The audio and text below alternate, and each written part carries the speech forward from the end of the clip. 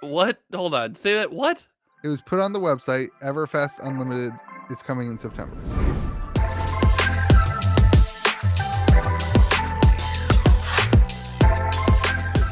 Five, four, three. Welcome to the reaction phase, your Flesh and Blood Monday morning podcast. Actually, on Monday this week. Dude, hold on. High 10 through the screen for getting it on Monday morning. Let's go. Welcome to reaction phase. I'm Louis from KitchenTableTCG. I'm joined by my I think we can call each other very good friends now. I think that's fair. Fair. We talk a lot now. It's great. It's kind of scary. It's united us. It's great. Josh from Hometown TCG, go subscribe to his channel. If you're not subscribed to Josh's channel by now, go do it right now. Pause the video, come back. If you're not subscribed to my channel, I still respect your opinion, and don't let Louis bully you into doing things you might not want to do. While you're doing it, make sure you're subscribed to my channel. Make sure you hit the like button. Leave a comment right now. You can do another one later. Get the algorithm growing. This is going to be a spicy podcast. We're going to talk about lots of things. This is a Flesh and Blood podcast, and there is a lot of things going on in the world of Flesh and Blood. Louis, hold me. I'm scared. FUD. I don't know what that means. No, I don't know what does FUD mean? I don't know, but all I know is everyone is fudding. Everyone's upset. I actually don't know what the word FUD means. Fear, uncertainty, and doubt. Fudding is like spreading fear, uncertainty, and doubt. We are not here to FUD. We are here to talk about the community and things that are going on in the world of Flesh and Blood. I will say that this has been not the best week for the game and for the company. There's a lot of I would hope that it's their opinion too. The community reaction to a lot of the things going on has not been great. So here's what we're going to talk about, and we hope that you will join us throughout this whole thing as we share our opinions on that. This is everything is our opinion, obviously. We're going to talk about Blitz season. We're going to talk about my skirmish this past weekend, and Star City Games Battle Hardened, which was skirmish. We're going to talk about it was. Print runs. We're going to talk about Monarch print run, Everfest Unlimited, which has been confirmed for September now. And what's the third thing we wanted to talk about? The James White interview that's coming out on Friday. Sorry, I meant in print runs. There's a third print run thing. We'll get to it when we get to it. And then we're going to talk about the expectations for Friday's State of Flesh and Blood stream with Team Covenant. We'll talk about that probably pretty considerably. Then we'll talk about the market, which seems to be handling things. So let's hop into everything as we get going. Blitz season. You have not played any skirmishes. I have not, and way to just out me like that. I have leaned full time. But with the Ascent guys and everything, I've leaned full time into like the content creator role. I'm really trying to embrace it and make a ton of content. Anybody who is seriously playing Flesh and Blood right now is not playing blitzes. They're not playing skirmish season. Disagree. Really? Hard react, no. Dude, Blitz can be fun, and a lot of these hardcore competitive players that are coming off runs at various callings and practicing and trying to get that XP up for the Pro Tour, Blitz is kind of a, like, if Flesh and Blood is your for fun hobby, Blitz is kind of a for fun, take it less seriously. Like, I understand I'm going to get high roll, but I get out there, I hang out with friends, I'm trying off meta decks, I don't have to try hard everything. I don't have to sweat constantly. My community is not doing the same thing. Most of my community feels like, hey, I'm not playing Blitz right now. I'm still focused on Pro Tour, which I think is either way is acceptable. Obviously, I want you to play the game as much as you can possibly play the game.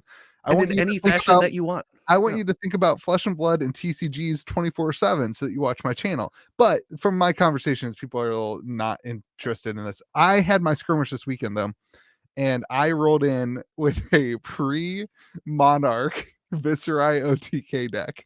Like, oh no, I haven't had time to build my cast side. I went 2-1, baby.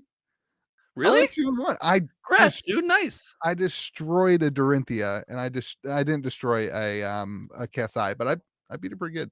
Like there you go. It was good. So I got lucky playing 2 warriors, but I got destroyed by modern Viserai. With all the Everfest cards that Viserai was handed. Yeah, all the really sweet stuff. Yeah. The average cost of the deck is like 1.2 or something like that. Hey, but kudos for getting out there, dude. It was fun. It was it was my event, so I didn't really get out. It was like I No, guess I but got out. still, like throwing together the deck, especially like It was already braving the together. unknown pre-Everfest. It Oh, was that's why already. I thought the pre-Everfest was like a choice. No, the pre-Everfest was just like It was funny. People didn't know what the deck was. And so I've only ever played that deck on stream because the last time I played it was 10 months ago or whatever it was, 8 months ago. since And nobody watches the videos, they no, didn't. because I think we never had like we couldn't have in-person events. So Yeah, like true. the unless they were watching my channel, nobody ever. So I had my rune chant tokens like I used to have, which is like a whole like I had 25 actual physical tokens, and You've it's got way more your difficult. sideboard is just Yeah, it's way more difficult in person because you're trying to do the combat chain and you can't because there's like rune chant tokens everywhere. It's great. Anyway, I had a I'm just blast. imagining you making this mess, just this Yeah, absolute but it was smattering funny of on cards. stream. It was funny on stream because it didn't get in the way. But now when you're actually playing Right. in person, it gets. Anyway, it was funny. Right, So right. it was a lot of fun. The ending of it, and it was a small. It was like I think we had 8 players, so it was a small skirmish. But the ending of Okay. it wasn't great. It was a Viserai mirror, and the Viserai won on his turn 1, turn 2 in the game. He won on his turn 1, and that felt yeah he it went he went off. That That didn't is feel nasty. Wow. great, and that's where I No. want to start Okay. off is like I understand that blitz is spiky. The game lasted like a total of like 6 minutes. Like they sat down, like it was like I start the round timer, and then they sit down, they talk, they play, they're chatting, and then they're like, oh, we're done. I have like I'm playing still, and I've got like 3 rune chants out. What I mean? Okay. So these two players sit down. They got the Viserai mirror and they've got their decks. I'm sure if they're it's the finals or whatever, they're finely tuned decks. They're good players. They sit down.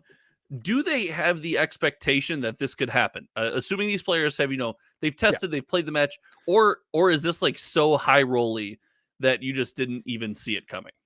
Well, like the guy who won is the guy who won my Pro Quest. Was it called Pro Quest? My Road to Nationals last year. Yeah, Road to Nationals was Yeah. pre-Pro Quest. Yeah, he won my Road to Nationals last year on Chain. Okay. And now he's playing Viserai. But he played Shout out against a guy. Runeblade aficionado. Yeah. Well, I think he just likes playing the good decks. Which just Don't shoot the man down. Jeez. I'm sure he also played Briar. So You know what? You know what? Shout out you, Runeblade aficionado. And then he played against the person who beat me first round. That's why I placed like 5th. I went 2-1 and placed like 5th. But he played against the guy who played me first round, and that guy like knew his stuff.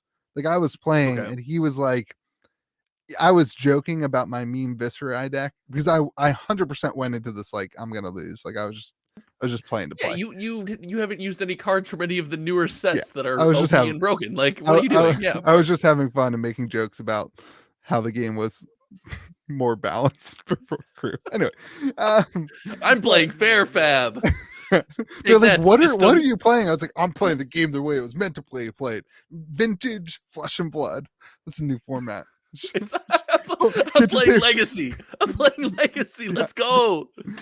Sean wants to start a format called Legacy Flesh and Blood. It's Crucible and before. Anyway, so he was good. It was just kind of spiky. I don't know. And then we had the Star City games. Yeah, that was this weekend. The Battle Hardened that went on at SCG Dallas was also skirmish. Yes. Which is weird. Well, no, it was Blitz. It wasn't skirmish. It was sorry. Blitz. Sorry. Yeah. I know what you mean. It was Blitz, and that did feel weird, but I struggle calling that out because I wonder why. Right? It seems like I made this comment in a video a long time ago, and I think I said it on this podcast with you, that it feels like we don't have necessarily all of the player base. Like said, something like Magic does, which is obvious and it's fine. There's no way we can have that many players yet. But the problem is if we don't have that many players, it's hard to have fully functional groups of players that are committed to a format. So it's almost like LSS is intentionally bouncing us around formats to get to experience everything.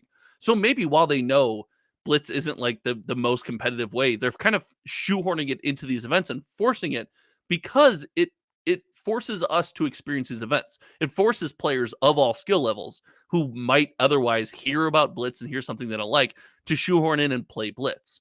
And do you think that's a possibility? I really think that's what could be happening here. Sure. I mean, I'm sure that there's some logic. If there's not logic behind their decision to put skirmish, then Yeah. then we have an issue. If they're Yeah, just like, but if they're flipping the Viscerai coin, not just logic. What do you think of that specific logic? Not just I don't I'm sure there's a reason for the decision, but what do you think of that? That's my tinfoil hat theory. Why we're all playing Blitz right now? I don't love your logic. Okay, I like. I don't love yours either. So I don't think that they're like, hey, let's have a $2,000 tournament to see if we can get people to figure out what format they like. Like, that seems weird to me. I think they think skirmish is more competitive than it is. Like, okay. one of the callings is skirmish. It's like That's weird. it's a It's Blitz. You keep saying $10,000. it's skirmish. It's Blitz. Dude, you're fine. Stupid, Ow, dumb. ow, Don't do ow, that. guys. Ouch. Ow. Blitz. Dude. Yeah. That happens. Sometimes I hit myself. What is this podcast? Anyway, yes, they I are think Blitz, and that is a weird choice. The calling being Blitz is a weird choice. We talked about, I don't want to get too much into this. We talked about this on the podcast 2 weeks ago, 3 weeks ago, maybe, that if you're gonna have things that happen like Viscerai basically flipping a coin to see who wins in a Viscerai mirror, right? If you're gonna have a 3-minute final match, imagine this was not my skirmish, this was a ProQuest, or sorry, it was the Battle Hardened, and you get to the top table and you sit down to play for $2,000 on the table. It's the top number one table, and it's you get over. Viscerai presenting 35 damage turn one, and it's over 4 minutes in, and there's nothing you can do. That's where we need like a best of 3. I think like you just need best of 3 in order for this to work. If it's going to be competitive, it just doesn't work, in my opinion. It does seem like if you want it to be competitive, because it's a high roll-y format, you do need some way to, like, you need high roll protection. And whether that high roll protection is what we talked about, like expanding because of the new hero, we call it is it the arsenal now? Not the arsenal, the extra wardrobe. Yeah. What do they call it? I don't know. The equipment, they have a special name for the equipment slot that 10 people are going to have. Whatever. They call that something. Expanding that to also contain like sideboard tech that you can pull in and pull out, just like CC or a best of 3, whatever it is. We need to take away some of that high roll ability, that spark ability from some of these heroes if we want the format to be competitive. And I will attest, it's still fun. I think it's a really cool way to play Flesh and Blood. I was a huge advocate for Blitz. When I would come home from work, I'd be on my way home to the house, to the wife, and I'd stop at a Thursday night armory. This was when we were doing 3 armories a week. I loved this one because it was Blitz. I'd go get my 3 games in. They'd be 20 minutes a piece, and then I'd come home, and I'd be home. We could have dinner and everything like that. It was great. It needs some work if it's going to be meant to be played at things even like Battle Hardened, where we're on the same page as that. Even like Battle Hardened feels weird. Yeah. Like there's a pretty serious prize there. Yeah, I just think, again, it's too competitive to not be competitive. Like $2,000 is a lot of money. That would not feel great. It'd feel great if you're the person who got it, but you wouldn't feel like you really earned it either. So like, I think I feel like, so let's flip the coin. Why, if it was best of 3, what would your argument be for making it best of 1? Making it Say that again. If it were, if skirmish were best of 3, oh my gosh, if Blitz were best of 3. What? Where is that association made in that brain? I just had my skirmish this weekend. It was like a stressful thing. Dude, you went 2-1. I'd be talking about it too. Not playing was stressful. Like getting away from my family to do it was stressful. Yeah. Anyway, okay. So if Blitz was best of 3, then what's your question? What argument would you make to me to say no? Let's make it a solitaire 1 game. this is where I get a little frustrated. And I'm going to dig into this frustration later in the podcast, so I don't want to do it now. But it Okay. seems like a lot of people will say, "Oh no, that best of 3, that's horrible. Then it's just like Magic, and Magic sucks." And you're like, "Well, but let's have an open dialogue about why best of 3 is not good and why best of 1 is good, or why something is good and something is not good, or what's success and what is failure." So I don't have a reason. The only reason I can think of why it wouldn't be best of 3 is because there would be that pressure to push it down the line, right? Into all the way down from the skirmish to like your armory, and that's how people Yeah. play. And I don't want blitz like that in the armory. The armory No. one-off blitz where you can lose, but Yeah. it's super good. It's those quick games. You get in, you get out, you It's see great for everyone you like. casuals. Dude, it's so great for that. And I think that it would struggle to bleed into those. It would really draw out your Thursday night 3-round armory. It would really draw that night out, Yeah. right? It would be a lot 100%. longer. So, but you can do both, right? Like you could just say for battle hardened and up, it's best of 3. Yeah. But You could put it in the different tournament policy, like competitive rules, right? There's like yeah, a different yeah, ruling. I don't know how it works, but like the competitive, sure, more competitive, less competitive rulings for like, that's true. Yeah, you totally could. yeah.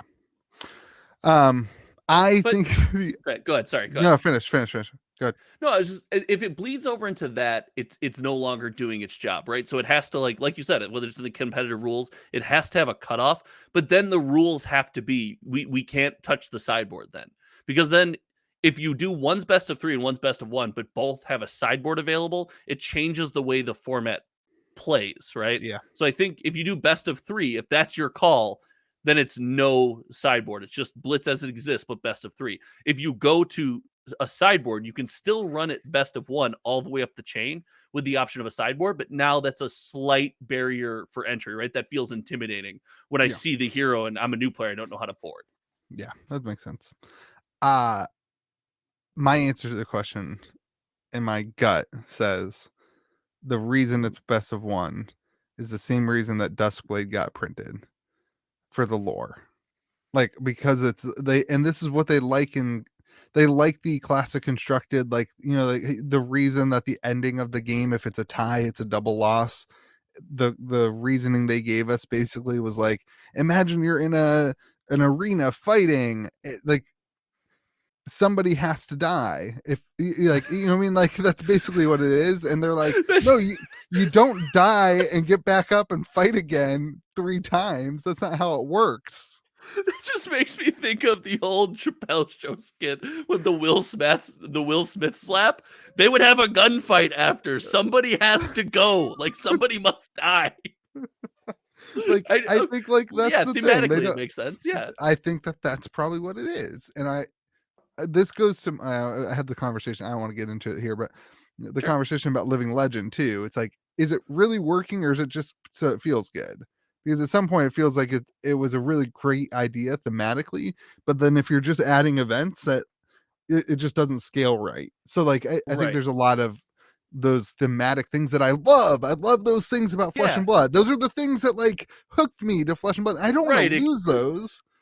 And but it like doesn't necessarily make the most sense at the top tier competitive level, but at every other level, it's like, oh, this is sick. Yeah, like I don't want to lose those things that I love, but on the other hand, like maybe the things that I love aren't scaling appropriately to the current now size of the game. Right. So. And then maybe, like you said, at that certain level, they need to be cut off. Like, these are the things that Louis loves, but this is the Louis line, right? Yeah. Ladies and gentlemen, this is the Louis line, and all the stuff Louis loves is down here, and all the stuff Louis doesn't love, but all the competitive players and everyone else loves is up here, and Louis can be down here and lonely and stuff, and the rest of us will up here. It's great. Are you saying that I'm the only casual player in Flesh and Blood? God, I hope not, because I have a take on that as well. Oh, I hope not. Oh, all right, no. Let's move on before we talk about that. But it was cool. It was cool to see the different decks. It was cool not to hear about Starvo. I mean, Blitz season overall, just cool. Blitz is neat. It's got some work. The Battle Hardened had like 110 players, which didn't seem like that much. I thought it was 115. I thought it was 115. I heard, let's call it 115 because I heard 110 and I heard 120. Like, doesn't matter. They had 100 and a little bit over 100 people. No, and then But they did have 6 different heroes in the top 8, which I thought was really good. Yeah, that was cool. And Viserai did take it home, which kind of leans into your Viserai story that's fine. from He only your had two of skirmish. the top 8, so it's fine. Right. All right, let's there talk was an about Icelander right outside the top 8. Ooh, sorry, I didn't mean to push you out. There was an Icelander. How cool is that? Come on, Icelander's a cool hero, dude. I'm in love with that hero. I think that deck is so much fun to play. That's my Kasai, I think. Kasai's fun to play. Icelander. Anyway, I'm sorry. You've been trying to move on for like 5 minutes. Viserai OTK, very fun to play against Kasai and Dorinthia. Not great against anybody else. Yeah, that feels pretty good. Maybe good against those Oldhim. sabers down. Maybe good against Oldhim. You had a lot of time to set up against Oldhim. Yeah. All right, print runs. Let's get talking about it. I just want to keep us moving so we don't have to re-record after an hour and 40-minute podcast like last time. You don't want a 3-hour podcast? The what is it? Reaction phase. After dark. After dark. Only on OnlyFans. All right. Print runs. Let's talk about. Let's start here. Today it was officially put on the website that Everfest will be unlimited in September. What? Hold on. Say that. What? It was put on the website. Everfest Unlimited is coming in September. Oh, okay. That when you said will be in September. Okay, I got it. Yeah, so it's being printed. The print was announced, or there's a little gray box that says September 2022. Yeah. Yeah. Okay. All right. What are your thoughts on that?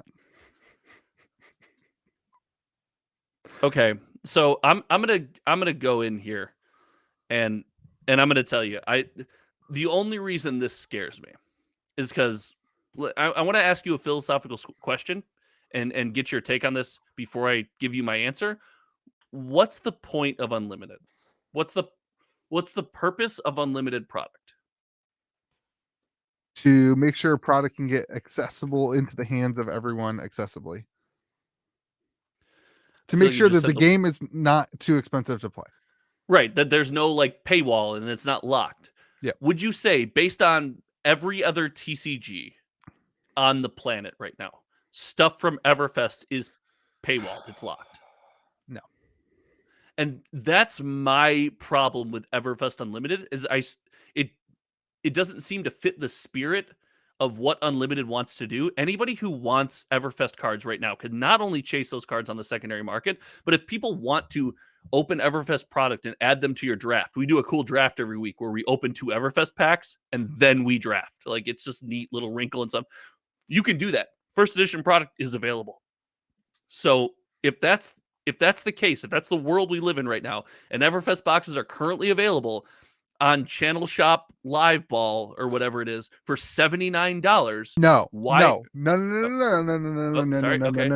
$80 plus you get a free $15 gift card to their freaking website. So for $65, you can get Everfest first edition. You still have to spend $80. You get $95 in value, but but it's different because if I have $70 to my name, I can't get the box. I have to have $80 to my name to still get access to the box. If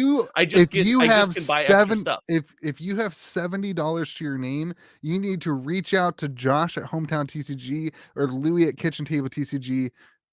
Those are our channels, right? For some free cards, not buy a $70 box of cards. If you have $70 to your name, you should not If you have $70 to your name and you want to play Flesh and Blood, you can. Actually, this is a really good moment for this. Guess who put out a new outreach kit to help people play? Joey did this week. So check that out. But there are ways to play. But you get my point. Anyway, we're way off topic. My point is, if you can't afford an $80 box to get $15 back and spend that on more stuff, there's a better way to access Flesh and Blood than buying a box of $65. The box is $65.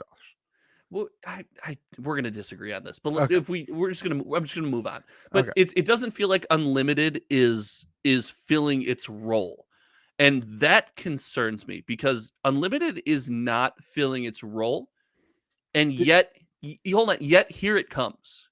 So we as a community have said, "Hey, we got Everfest. We love Everfest." I still talk to people every day, like, have you opened Everfest? It's such a hype set. I love it. And I'm like, hey, I respect that. That is awesome. But we are now getting Unlimited, but we don't need it. right? And that creates two problems. First of all, it creates this weird scenario where some people are like, why would you ever buy unlimited products? It's the same price as first edition, yada yada yada. But more importantly, in my mind, it creates this scenario where if I'm an investor, right, or I'm a collector, or whatever it is, and there needs to be a symbiotic relationship. There has to be both of those people for this game to work. If I'm on that side of things, why would I buy sealed Everfest? There's no point. The community got what it wanted, right? It's still selling slowly. I'm not saying like no other Everfest will ever sell, but the bulk of the Everfest that has ever sold has sold, and now we're releasing unlimited, so there's even less reason for you to go out and get first edition. So why would I keep the 6 cases of Everfest Unlimited on my shelf? Nobody wants it. It's readily available right now, and nobody is soaking it up. Why would Unlimited help that scenario? It doesn't help the players. It doesn't help the investors. Sorry, I've been ranting for a long time. Go ahead. I just that irritates me. Because Josh, in 6 months, you might not be able to get Everfest at the current price. And that's fine. But if no, it's not, because it's not true. You can get Tales of Aria first edition for $80 still, and we have unlimited. Why is there unlimited Everfest? Why are we doing it? That's fine. I can play in that sandbox. I can play in that sandbox where you can't, because here's the deal: Everfest Unlimited at this point has been printed. It didn't print tonight when the announcement went out. It's been printed, right? That could sit there. That could sit there and never move. It could sit there and never move. And then if the scenario, you made up this fantastical sandbox that you and I agree we can't get to, but if for some reason somebody snapped their fingers and a miracle happened and we got to that sandbox where you can't get Everfest, you could then release the unlimited Everfest. You could do that. That world could exist. My gut is that there's 200,000 boxes of Everfest first edition. Between 200 and 250,000 boxes of Everfest first edition. Now that we know, now that we know the Monarch first edition print run numbers, there is so much Everfest, it's unbelievable, and I don't understand. I played this game in my head. I was like, okay, it's not till September, so maybe I was like, I like that. I kind of like it's not till September. It's not a month after release. It's not till September. But then I was like, wait a second, when did Tales of Aria come out? Tales of Aria came out on September 24th. Okay. It is now April, September, October. Yes. November, December, January, February, March, April. That's 7 months after release. And you can still get good job using your fingers. You can still get Tales of Aria first edition on TCG Player for what, $80? Is that true? I think it's $80. I think I talked to Pete over at MinMax today, and I think it's $80. So I actually, because I'm doing some box openings this week, and I asked him hey, what do you think of this market? Let me get some thoughts from the LGS perspective, and I think it currently is still readily available at $80 a box. And so I'm double checking that right now. If that's the truth, which it is, $85 a box, and you can $85 to $90 a box, you can get a lot of it. And that's not including stores that I know if you reach out to them, they would sell you Tales of Aria. And the singles, and it doesn't even help the singles market because there's not a store who's ordering Tales of Aria Unlimited right now to open. Crack. Nobody wants it. Nobody wants it at all. The only person that doesn't help distribution I know is sitting on a buttload of Tales of Aria Unlimited. It doesn't help distribution. It doesn't help the LGS. I don't know. Maybe it helps Channel Fireball give away free product in order to sell their other product at what is Then hit me this. Does it help the player? No, it doesn't help. That was my first point. It doesn't make singles cheaper because nobody opens the boxes. That's okay. I didn't make that connection. I got it now based on what you said. The difference between a legendary for Tales of Aria Unlimited and Tales of Aria First Edition is 10 to 20%, which is okay, I get it. That is a considerable amount, but is it I don't know, man. So I just think it's just not necessary.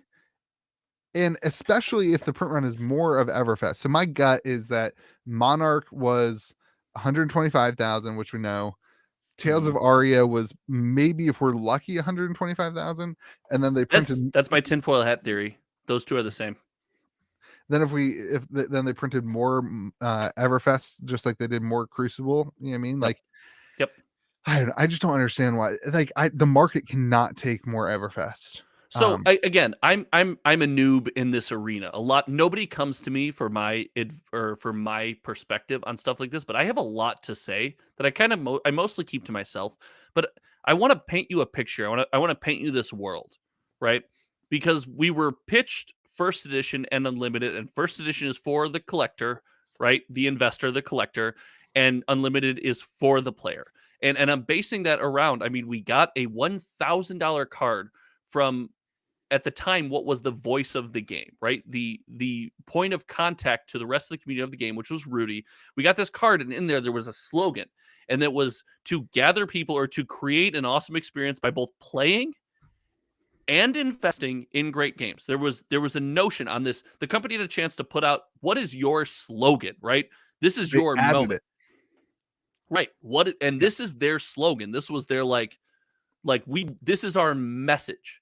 Mm-hmm. So if in Unlimited's for the players, I'm going to paint you a picture where after Monarch, the Monarch fiasco, there is no unlimited Flesh and Blood.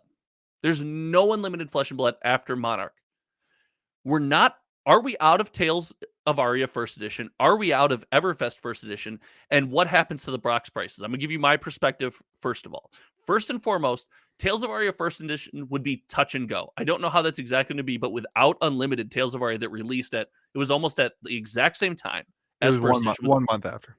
Sure, but with only First Edition, Tales of Aria might be looking thin, right? It would be tougher to get. I don't think you could go out and get it at $8 a box. Everfest would obviously look the same because at this point we've had no unlimited. And in my opinion, the boxes would be on track for our collectors and investors to appreciate, like products that we've come to see appreciate in the market, like Magic the Gathering. Loved sets and acclaimed sets would appreciate over longer periods of time more, and sets that maybe didn't hit as well or people felt bad about would hit less. But what do you think about that world where after Monarch, there's just no unlimited boxes? I need to pull up a thumbnail of my video while I'm talking, just to make sure that I do this right. Oh, don't want to contradict yourself. I didn't mean to put you on the spot. We should talk about these things before we shoot a podcast. No, it's good, but I actually saw it the other day, so I think it's either 269 or 259. Nice. Channel Fireball pre-sold boxes of Tales of Aria First Edition at $269 a box. I think I remember that. That was like the initial price, and then it kept dropping as people weren't buying it, right? I made a video with that as a thumbnail, with their price point as a thumbnail, which is obviously now been gone. It's deleted. The thumbnail's still there. And $260 a box. That's what they started off the boxes at. You cannot have a healthy market for any TCG when the number one allocated store who gets boxes less than store for less cost, they probably get distribution pricing, not what stores buy, but not the price I pay as a store, but the price that the distributor pays as a distributor. They get distribution pricing and they jack the prices up. They sell their boxes before everyone else, and now you have $90 boxes of Everfest or of Tales of Aria. Like, it can't work. That can't work. You can't see the natural progression and growth of a box like you're asking, right? You're saying, will we now, if we didn't have unlimited, would we see a natural progression? We would, if there was accountability and restrictions put on these companies that get these huge allocations of product for a discounted price. We're not giving you boxes. Then we would see that natural. We would all have bought $100 boxes of Tales of Aria. Boxes would be $125, $130 now, and it would kind of naturally progress. I think you're right. It would, if that person didn't exist, if that entity was held accountable, then we wouldn't have that issue. but we have that issue. Like we We do. have this issue, and it's So so frustrating. it's a world we live in, and we need to. I try to focus on this a lot. I've been known as like the positivity guy, and again, I don't speak my mind when it comes to negative thoughts. I've always on my channel leaned into I just trust the model because I'm not smart enough to figure out how to make it work. Yeah. However, in this case, it irritates me that we as a community and us as content creators, and then us as players or whatever it is, however you consume Flesh and Blood as a product, as a game, as an experience, it feels like we're blocked from saying this was a mistake, and this in my mind was a failure. One of my biggest lessons in life What is this? I experience failure, right? And when I experience failure, I say, okay, that's okay. The world's not over. This was a failure. I need to evaluate. I need to try to fix it. And then I have to try to be better. That doesn't mean that I'm invalid or I suck in some way. It's life is made of small failures and small successes, right? Yeah. It bothers me that we can't look at this model that's happened. And we got Fab 2.0 coming out, whatever the future might be. But the past, as it sits right now, that situation in my mind is a failure. That does not mean Flesh and Blood is a failure. That means that this was a misstep, and we are evaluating, and we are looking to be better, and we are moving forward. And that's okay. That's growth. And that to me is incredible. I want to chase that, right? I want to chase that growth. So I want to be able to comfortably say, this feels like a misstep. This feels like not. I want LSS to be able to say, hey, this was a misstep, or in our eyes, this was a success. This is what we wanted. And then we can all live. If LSS comes out and says, this was a success, I lean in and I say, okay, then you have a bigger picture plan in my head that I can't see, and I'm going to trust that. But I want the comfort and the reliability of our community to be able to say, this was a failure, and this is what we need to do to improve, because this situation is just not good as far as the value of old product. It's great from a player's perspective, but we have to exist symbiotically. Flesh and Blood will not make it if only players play Flesh and Blood. People have to collect Flesh and Blood. Otherwise, what's the point of a cold foil? You have to love it enough to want it. That's important. Yeah. Sorry. I agree. Well, and I agree with you. Like, I think the question is, what is that mistake? You're talking about Unlimited is a mistake? And this is where I struggle, because I can't identify the exact mistake, right? If it's the notion of Unlimited and First Edition and how those two interacted, or the quantity of each, or the fact that both exist at all, something is a misstep. And I lean on and trust LSS because they talked about Fab 2.0 route, and I've trusted they're like, hey, something has to change in this model, because right now it's not working as intended. It's just not. So something needs to change there. As far as if you're asking my honest opinion, it's the unlimited release model. It's unlimited feels like a safety net for players, which is more important to me than anyone you can imagine. I based an entire channel. I spent the last year of my life around playing this game and enabling people to play this game. Playing this game is so important to me. But that doesn't mean everything has to be free. Cards should have value, because if we want to continue playing this game for the next 10, 15, 20 years, if I want my kids to play this game, there has to be that relationship of both value and play. There's got to be balance. I agree. I think that balance is solved. And I don't want to get into solving this. We have Fab 2.0 coming out. I hope they do something about it. I don't think the issue was Unlimited. I think the issue was overprinting First Edition, and like they took away the collectability side of it. You can't tell me that Rudy would have been like, hey, I'm buying any box at $200 of Monarch First Edition if Rudy knew that the print run was 125,000 boxes. I don't think so. And that's another shout out to Rudy. I like how he's going to look at this, and in my opinion, he's going to go, hey, this was a mistake and a misstep on my part. This is not, I don't talk to Rudy. I'm a hometown TCG. Are you kidding me? But I think he's going to be like, this was a misstep on my part. I would assume, at buying all these $200 boxes of Monarch, right? But that's okay. He's going to learn from it. He's going to grow from it. And then he's going to make a bunch of content about it that I'm going to consume. Well, like, I think the thing is, I feel bamboozled. Like, I feel like as somebody who's a collector, I watched my videos about this week. In the moment, I made a video and I thought I had said 75,000 boxes. In my video this week that I posted about Monarch Print Run, I said I'm sticking to my gun. I said I was sticking to my guns at 75,000 boxes. I went back and watched my videos. And I had originally said 45,000 boxes. Ooh. Because I assumed like a 10 to 20% like increase in the print run. And they right, and go ahead. not Sorry. 330% like increase. Like, come on. Like this is not feels like, fantastic. It feels fantastical.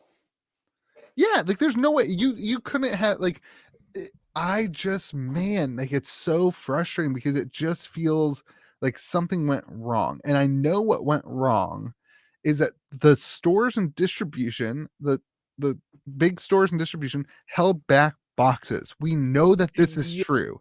Either that happened or one of those partner stores that's not Channel Fireball had 700 canceled orders of Monarch at MSRP. I highly doubt that. Okay, I'm not going to call them out, but come on now. Like they had 1,400. Like I think it was actually more than that. I think it was 1,000. Okay, whatever it is. I think it was 1,000 boxes that were found from canceled orders. Yeah. Found from canceled orders. Yeah. And if like this is my point. If they had 1,000 boxes from canceled orders, that's still a giant mistake because that means that they were allocated so many more boxes than the LGSs in California who didn't even get Monarch First Edition. They didn't even get it. They weren't given any boxes. They were hosting events. They were running. They had local customers and they weren't given anything because the distribution and Channel Fireball and the other store got given everything other than whatever. Like, and they just held on to it. Yeah.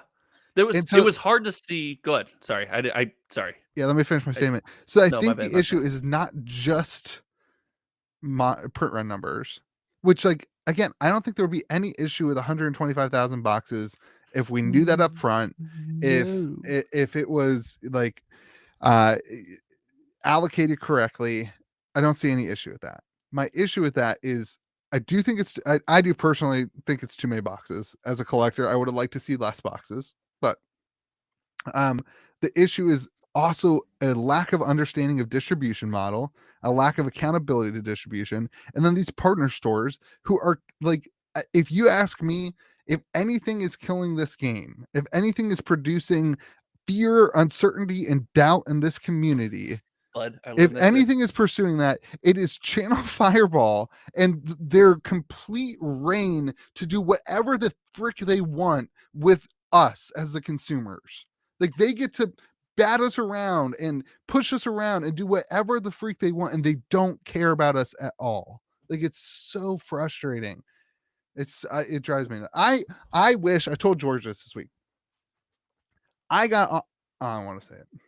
I'm gonna say it. I wish that I had said yes to being a Channel Fireball content creator so that I could quit and make a video talking about how I quit being a Channel Fireball content creator as a result of the information that has come out with Monarch.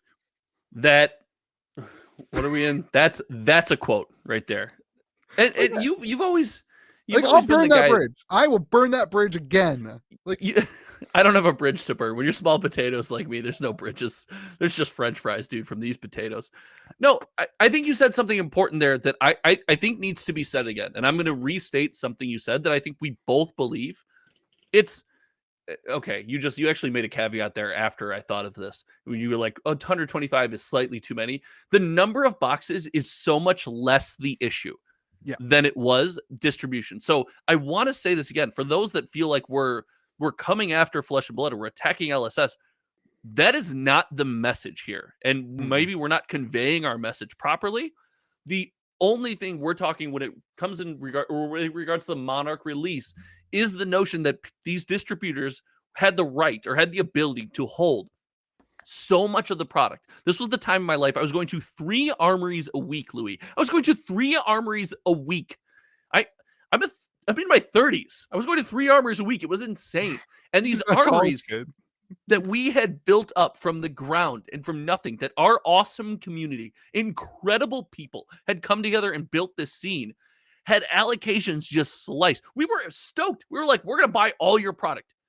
Those game stores would have sold out of every box of Monarch.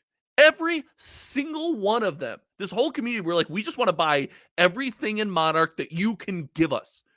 And we couldn't do that because at the last minute, I got texts from all these people that I'd helped build their scene. I had been loyal to their game store. It's like, hey, we're really sorry. We can't offer you much product. We found out we're getting 2 cases. And we're like, what? What do you mean you're getting 2Ks? You've had more Welcome to Wraith come in than that. Like, there's no way. Like, so again, for those that think we're attacking LSS, we are not. Now, the only issue I have is I wish LSS would have moved to fix this problem, what we view as a problem, this failure, faster. The thing is, it's a big corporate machine. A lot of these deals, there's contracts, there's deals behind the scenes. I understand that we can't just snap. It's not like my small operation. I could snap and pivot in a heartbeat. LSS is a gigantic battleship working with other gigantic battleships. It's going to take time to move that formation. And I think they're doing it. So I'm happy about that. But in the meantime, while we're doing that, this is just a period of, in my opinion, prolonged failure. Yeah. And we can learn from it, right? But it's prolonged failure. And I do think that they could have fixed it, and that's my I don't want to give them. I can't give them that much. Like, see, I can, yeah. Listen, like, I want to, but like, I don't see where maybe on Friday, and we'll get into this on like what we hope to see from James White. There's a way to want Flesh and Blood to grow and to care so passionately about something that stuff like this upsets you. Right. And I think that's okay. That's an okay frame of mind to be in. And it's safe to say both you and I we're excited for the future. We really want to know, like this interview that we're about to talk about with James White. We can't wait for something like this to come out because we know how imperative, how important a piece like this is going to be when there is what we perceive as turmoil in the community in some way or another. So this is just a really important time. We want to see these changes, and we're critical because, man, the last year of our lives, year and 3 months now, 4 months of our lives have been built around this awesome, incredible game and this amazing community. And we want to see that continue to grow and continue to thrive. Yep. So, all right, let's hop in. Expectations for Friday. I have been thinking about this all day, even though it wasn't part of our podcast until I've been thinking about this since you proposed it to me a couple minutes ago. All the arguments that I hear and all the arguments that I believe are fair. Like, these are fair arguments about the Monarch print run, about the current state of, the collectible market, and, Alpha Box just sold for 2,700. And this is something somebody said to me. This is everything I hear. I believe this. Okay. If Flesh and Blood is the next Magic the Gathering, this is all noise, and we'll laugh at this in 10 years. We'll laugh at this in 20 years. None of this will matter in 20 years because Flesh and Blood's going to be the next Magic the Gathering, and blah, blah, blah. It doesn't matter. The print run of 125,000 boxes, that's nothing compared to Fallen Empires. Come on, Louis. Okay, so here's my point. I believe that. I believe everything that I just said that people say to me is true. All that stuff is true. And if that is true, if Flesh and Blood is going to be that, then I believe that James White will come out and be able to, on Friday, be asked actual tough questions about what is going on in Flesh and Blood, what is going on with playtesting, what is going on with print runs and allocation and distribution and all that stuff. And that if Flesh and Blood is going to be the next Magic the Gathering, that it is right to ask tough questions for Friday's conversation, and that he, as the CEO of the company that's going to create a game that's going to be the next Magic the Gathering, should have real distinct answers to those questions. That is my expectations for Friday. So I want to break that down because you gave us a lot of information there. And just to do a quick overview for myself, I think the spirit of what you said is true. I think it is. But that means I don't have this weird expectation of this James White interview where James White knows all of these fixes and changes from the marketing standpoint to the play testing standpoint to the new player experience standpoint to all of this. I don't think he's like well versed down to the T in any one of those things. Like any CEO, right, running the ship, any captain of the ship is versed to a level on all of those topics. And especially before this interview, I'm sure that there will be discussions of like, hey, what do we want to present? There's going to be talks about that. I believe that.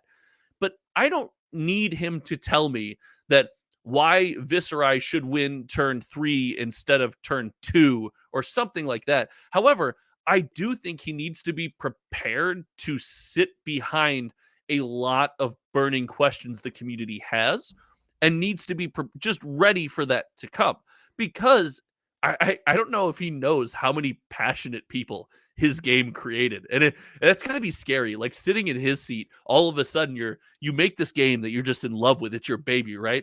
And all of a sudden, thousands and tens of thousands of people are looking at you, going, "Oh yeah, our baby too. Now we love this." Any small misstep is going to be pressure, but that's the job. That's the job. That's the chair. You need to be ready to look out at those masses that this content is going to reach and settle this ship and say, this is what we perceive as what's happened. This is what we like. This is what we don't like. And this is the vision going forward. You have to be able to do that. And if this interview doesn't do that, then I'm concerned. Because if you can't lay out, and you don't have to tell me why. If you tell me Monarch acted as we intended, even if I don't like it, I go, okay, then that's my expectation going forward. I know that every release is going to be like this. I don't have to like it, but I know that that's not going to buy boxes ever. Right. But I know that that's the company's vision. What I know this is an extreme example, but that's a clear vision to me. And as long as you can make a clear vision, an A to B to C, it doesn't matter, in my opinion, if I agree with it or like it. That's a strong interview.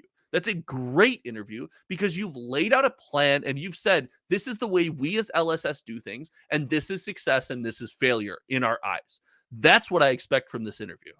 I mean, maybe that's too much to expect, but that's what I expect. Well, I think that's fair. And maybe the answer for LSS is we don't think we're going to be the next Magic the Gathering. You guys need to stop expecting us to be the next Magic the Gathering. But like, that's not going to happen. No one's going to say that. No one's going to expect that, but that's a fine answer because that's a clear vision. I go, okay, I'm good. But that's not going to happen. Like, that's my, here, I guess the heart behind what I'm saying is that I hope that hard questions are actually asked, and I hope that he's prepped for them. I hope that they give him. I know that they will give him the questions.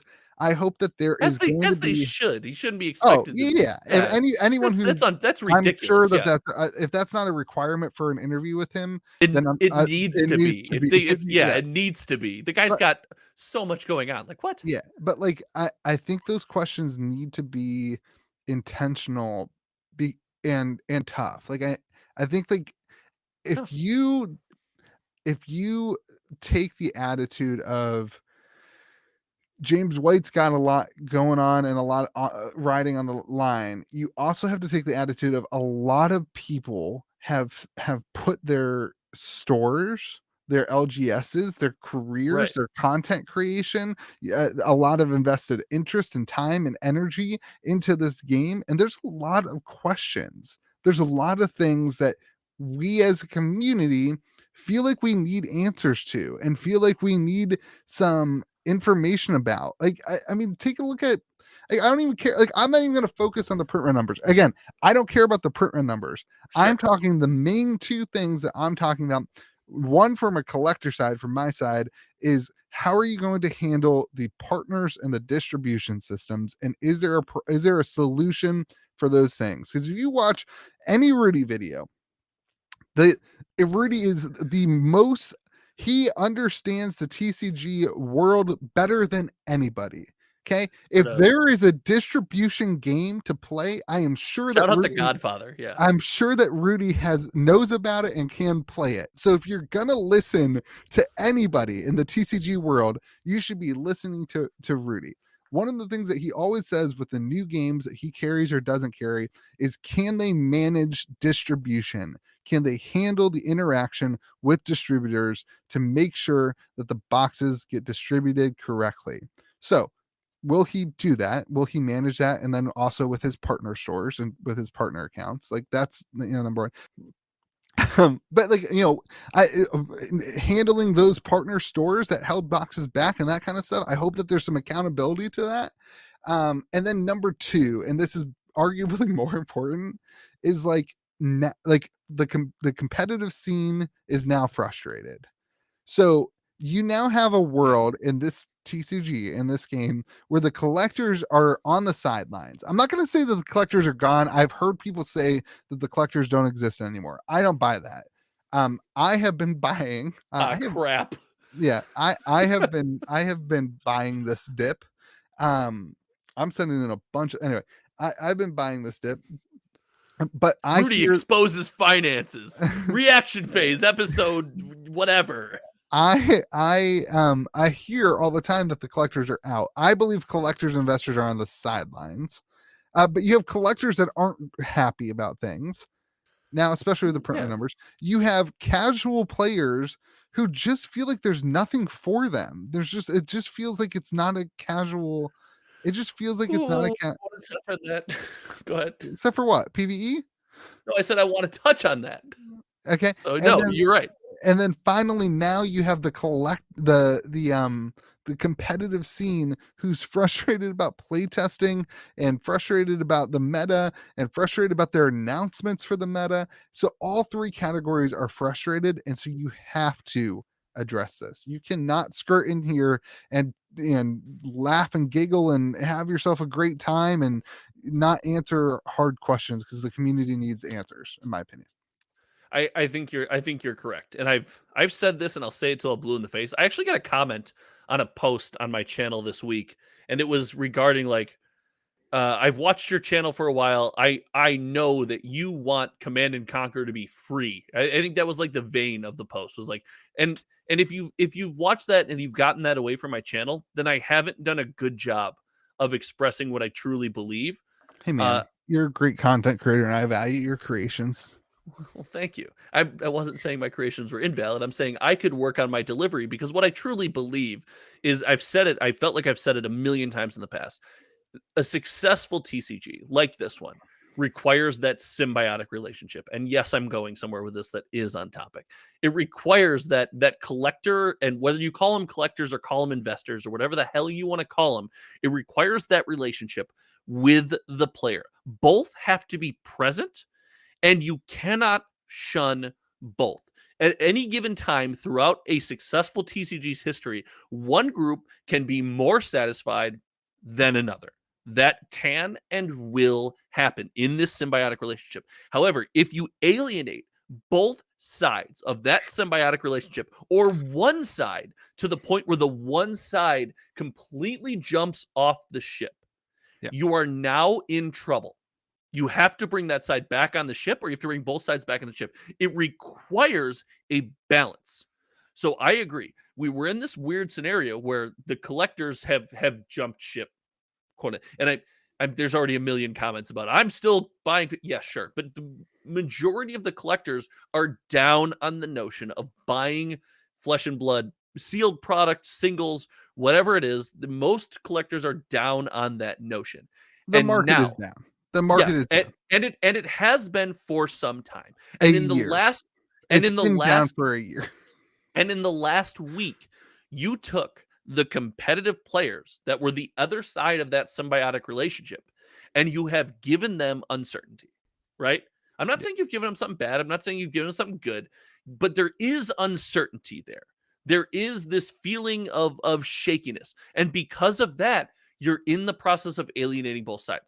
So I think that it has to be addressed, and there has to be something for everyone, which is why, I mean, dude, it's a random interview on a Thursday or Friday, but there's a reason there's a whole section of this podcast talking about it, is because we're in such a weird pivotal moment that it's important. And I said this last week, and I stand by it. We have something to play for now. Whether we like it or not, MTG is doing something similar. Wizards of the Coast, they're not attacking us. They're not trying to crush us. But since they're doing something similar, we could get caught in that wake. We have to now, more than ever, be strong. We have to present this vision, this path, this way forward as a community, as a game. So this interview has all this importance, and I can't imagine. I couldn't put myself in the guy's shoes, dude. Like, how much That's the importance job. is on that? Is the job. That's fair. I'm But telling you, I'm your not telling you the job's entire- unfair. I'm telling you I couldn't put myself in those shoes. I'm not good enough to do it. But yeah, it's going to be the talk of the town for at least the next week, if not more. And if it goes well, things are going to look real good. So, okay, let's talk about this. What does that look like? What does going well look like?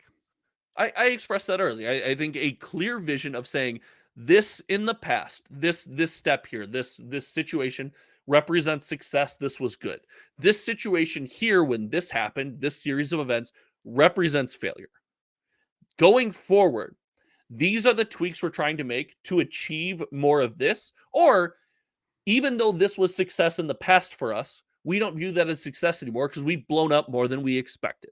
So now there's a new definition of success, and there's new steps we have to take to achieve that. And that's like, hey, we don't do unlimited and first edition printing anymore. We only do whatever it might be.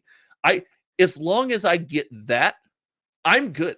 I'm a happy camper. Even if I don't agree with it, that to me indicates a clear vision and a willingness to say we have success, we have failures, we're willing to build on success and learn from failures. And that's a recipe for a growing and exploding TCG. So that's what that looks like for me. You're more into the specifics than I am. I don't have to hear him say this specific sentence that means it's success. If he says, hey, the distribution model is generating revenue for us to double our team in the next year or triple our team in the next year. So the releases are going to be weird. It's going to be held by Channel Fireball and the product will have minimal value for now. If that's their vision, at least I know what I'm dealing with. Do I agree with that? Do I think that's a good call? No, but I'm not the CEO. And to me, that at least represents an understanding of what's going on and division. Yeah. What does success look like for you? I mean, you can be more specific, right? I think you've said what I want to hear. You just have provided zero like spice. Like, well, I want to hear that there's issues. I want to hear. Me too. Yes. I want to hear we understand people are frustrated and we care about that. Like, I want to hear we are aware that there are problems and there are issues and we want to fix them. And I want to hear that. I want to hear how they are actually a company that is for the LGS.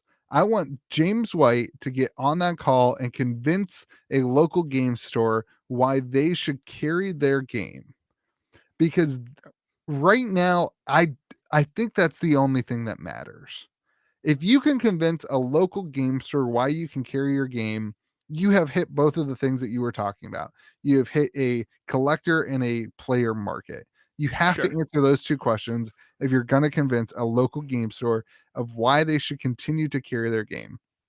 Because I think that I've gotten more messages this week of, Louis, what's going on? I went to my armory this week and it didn't fire. I have never, ever gotten those messages before. So I would like to hear that. I would like to hear from how we actually are going to cater for the local game store, because that was what got everyone excited for Fab. I got one for you. If you really want me to give something that I want answered, I'm passionate about this. Yeah. And if what I want answered, if I had the luxury of being able to ask James, hey Josh, you get to ask James White one question, it wouldn't have anything to do. And maybe the overtones are exactly what we're talking about. But my only question to James White and LSS, if I got a direct question, would be, what is the very clear and apparent path for someone who hears the name Flesh and Blood to become a Flesh and Blood player? I don't know what that is right now. Outside of me interacting with somebody at an LGS and personally teaching them the game, giving them my phone number, and then having them be able to reach out to me and be open and answer all these questions, right? Outside of that, I don't know what the avenue to becoming, I don't know, you buy this product, you play this many games, then you buy this product, then you buy this product, or you go to this event. Maybe, and again, they're event centric, right? Maybe it's you go to this event, you play with your friends, you go to this event, then you go to this event, then you go to this event.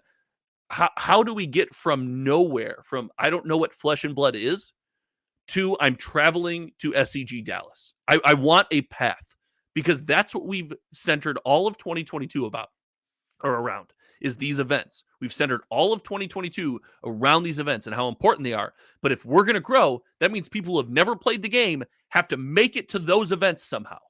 Mm-hmm. How do we do that? That's, if you want spice, that's my spice. I need to see that. Yeah, I like that. That's good. I think I go back to, I believe I have quit my job, started a YouTube channel. Oh, rub it in, because I'm employed.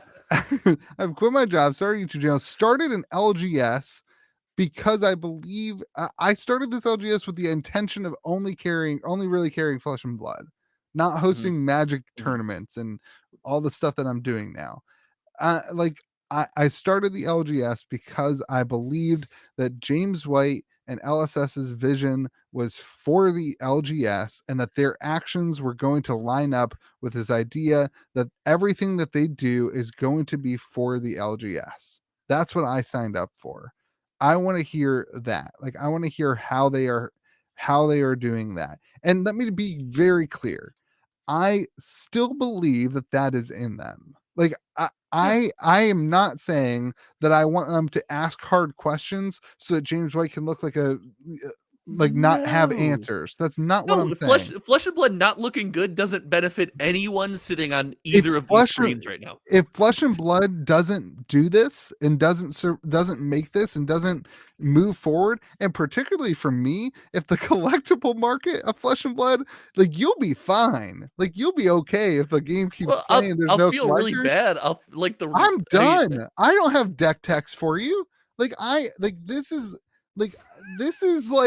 for me, this matters. You got 2-year-old Viscerai, dude. Yeah, like you got 2-year-old Viscerai tech. What do you mean? This matters for me.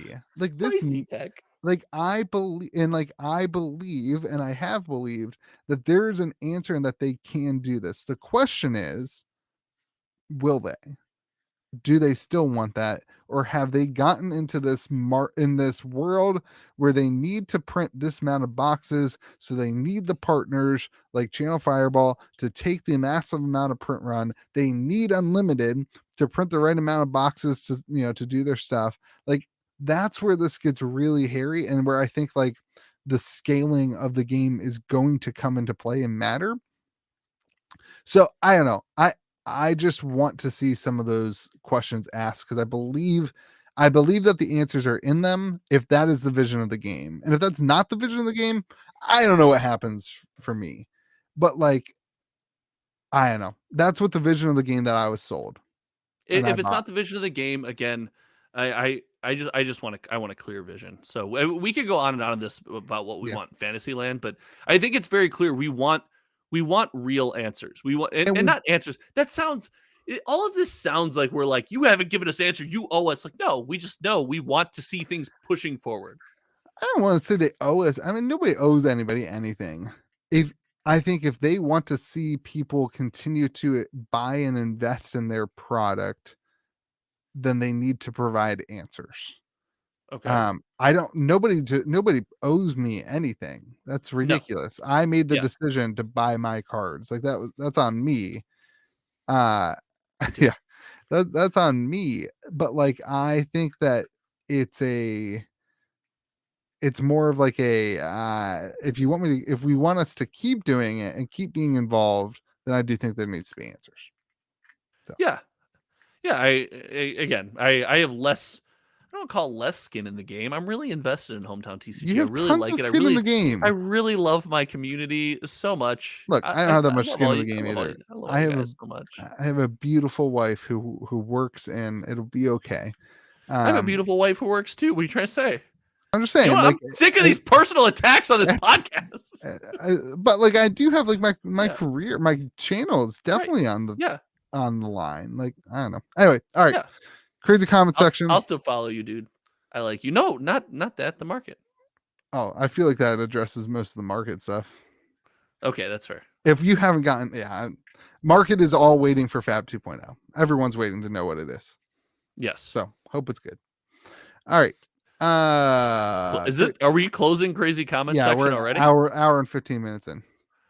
Why do we keep doing this to ourselves? It's fine. This is on your channel, right? Last week? No, it's on your channel, dude. What do you mean? No, last week was on your channel. Yeah. All right, I gotta pull up my comment. You go first. I'm gonna pull up my comment. You go for. I went first last week. You're going first. Well, you're going first. All right, PvE will be a welcome addition, but having a commander style format is the better approach. The fun of commanders choosing the choice to work with or against your opponents. That type of gameplay would likely promote the casual side of the game. That was from .Gen5. Yeah, I totally agree. What I want from they're just gonna stop. Yeah, I totally agree. What I want for PvE is much more closely connected to like a Commander S type thing. I think Ultimate Pit Fight tries to do that, but what I like about what you said is the choice to work with or against your opponents, and that's what Ultimate Pit Fight doesn't do for me. And that's why Josh and I have kind of like dodged around some, like, we wish that Ultimate Pit Fight had some different format stuff where you could attack whoever you chose to, but then nobody could attack them for a turn. That kind of like, all that needs play tested and stuff like that. But I don't love the whole like, oh, I can't attack you because you're next to me, so I can't help the board deal with you, attitude. So I can't let somebody else save me. I can't do anything. The weirdness with Ultimate Pit Fight is always like you got this like you and me are sitting kitty corner on the table and we're like the beasts of the table, right? And I'm looking at like the noob to my right. I was like, all right, man, I'm gonna have to smash you to get to him. Yeah, I'm really sorry. Really sorry, but I have to kill you to be your friend. But like, gigantic hammer, here it comes. Like, yeah, and like going back to what we said about Blitz, like it doesn't make sense in arena. In an arena, right? Like if you're arena fighting, you're not like, I can't move and go over there and fight that guy because you're right next to me. That only travels so far. At the end of the day, it's a card game. Okay. Well, I'm just saying it doesn't work. And if we're in that scenario, I want to make one thing very clear. If we're in that scenario and we're the beast of the table, we got two newer players and we're doing it because, like, let's say we're doing like a content creator outreach program and for whatever reason, or we're just having fun with some newer players, I will literally pick up my cards and throw them at you to attack you. I'll be like, all right, IRL attack then. Fine. Like, how do you, let's see how you handle this. So my comment is IP5. Another one? I'll get my second IP4 in my career. On stream. All right, continue. No, the footage is scrubbed. Oh. I looked at Star City Games. There's no round 2 footage. So the player that got DQ'd against Tariq and my game, it goes round 1. They're like, 3. This does not look great for the game. A content creator getting IP4. Then maybe they should have told me before the game started, which, deck list and timing penalties are supposed to be handled in that All right, scenario. comment section. Oh, imagine that. We're getting longer. I'm going to go back. It's been a while since we've talked about the great Ken Fisk. So I'm going to do reference Ken. He said, I think we need a pro player like George to replace Louis while talking about the meta. Okay, thanks. George, the only thing he'll say is, they brand my girl Briar, so they've got to ban Bravo too. That's you stumbled with so many B's and R's, brand, band. I have no idea what you just said. I'm so tired. I'm there too. I felt like I brought the passion today. I brought the heat. So Ken, I agree with you, but I don't know if George and I on the same podcast would be great. It would be great because I feel like we would crush Louis into the ground. Wow. You both carried the podcast. George carried the podcast last week. George brought the heat last week because I do watch May the Zuby with you. So shout out George for not watching this, and he'll never see this moment right here. You both brought the heat this week. So did you. But I think it's a passionate time, and I think it's going to the point, like you said, you've alienated both sides, and so many people are so passionate about this game. We love it so much. Yeah, I wish that was known. I wish that was seen. I know it is for most people, but to the haters in the comment section, I love you too. I love this game. I'm passionate about it. Like, I finally started getting haters. I made it. I finally started getting haters. You're welcome. Welcome. You want the haters, do a podcast with Louis. If you can't see that the people who are passionate about this see issues and want those issues fixed because they believe in the game long term, then I don't know, man. Anyway, hope you guys have yourself a fantastic day. Go subscribe to Hometown TCG. Hit the like button. Hit subscribe on our channel. Next week, I am sure we will be talking about whatever happens in that interview. Hopefully, with big old smiles on our faces and a poop-eating grin of like, look, we said this. This is great news. This is awesome. Yeah.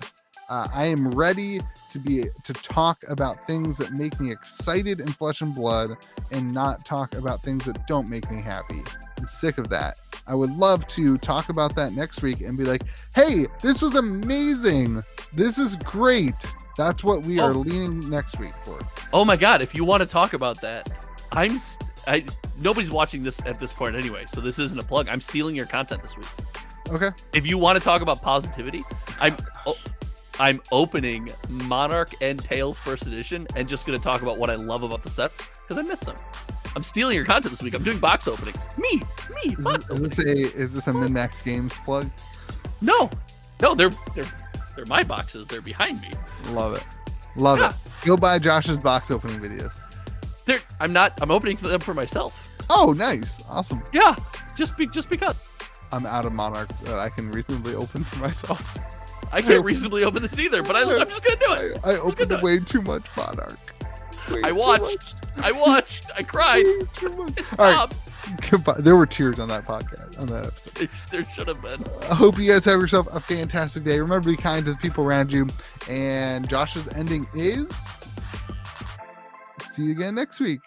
Gosh, you guys don't know your endings to your own videos. It's crazy. No, the way I end my videos is, you guys know me. My name is Josh, and we'll see you around. Perfect.